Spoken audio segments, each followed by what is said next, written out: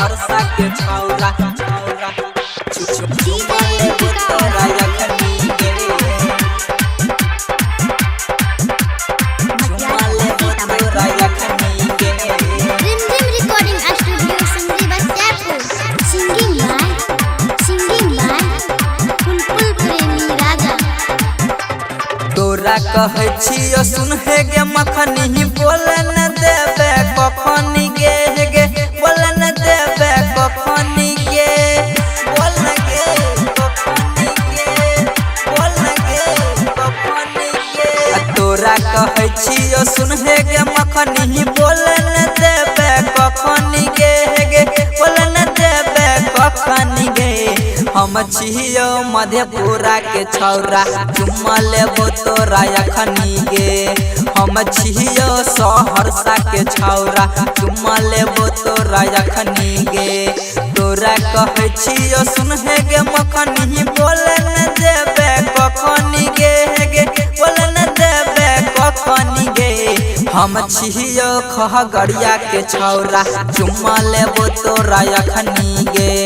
हम छियो धमहरा के छौरा चुम्मा लेबो तोरा यखनी गे चुम्मा लेबो तोरा यखनी गे चुम्मा लेबो तोरा यखनी गे।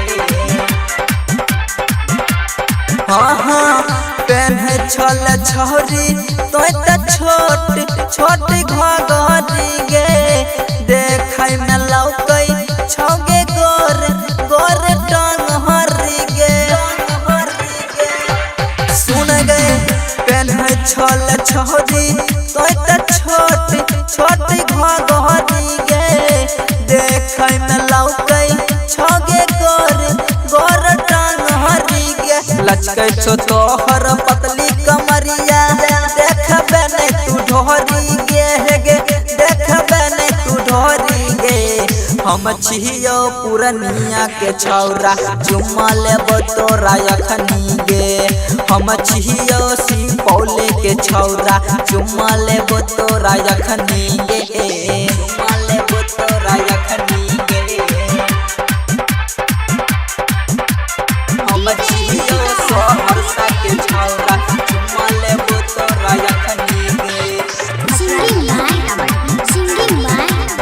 बुलबुल प्रेमी राजा। हाँ पुल प्रेमी से तू अखियाँ लड़ाइले अंकित अजय के तू घरे बोलबाइले सुन गे पुल प्रेमी से तू अखियाँ लड़ाइले अमर ओकिल के तू घरे बोलबाइले। सुन न बात कहै छियो तोरा धर लेबो कोरा गे उठा लेबो कोरा गे। हम छियो बेगूसराय के छौरा चुम्मा लेबो तोरा यखनी गे।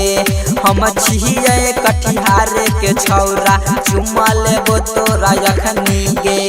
तोरा कहै छियो सुन हे गे मखनी बोले न देबे कखनी गे बोले न देबे कखनी गे। हम छियो मधेपुरा के छौरा चुम्मा लेबो तोरा यखनी गे। हम छियो सहरसा के छौरा चुम्मा लेबो तोरा यखनी गे। Recording by Amar Raj.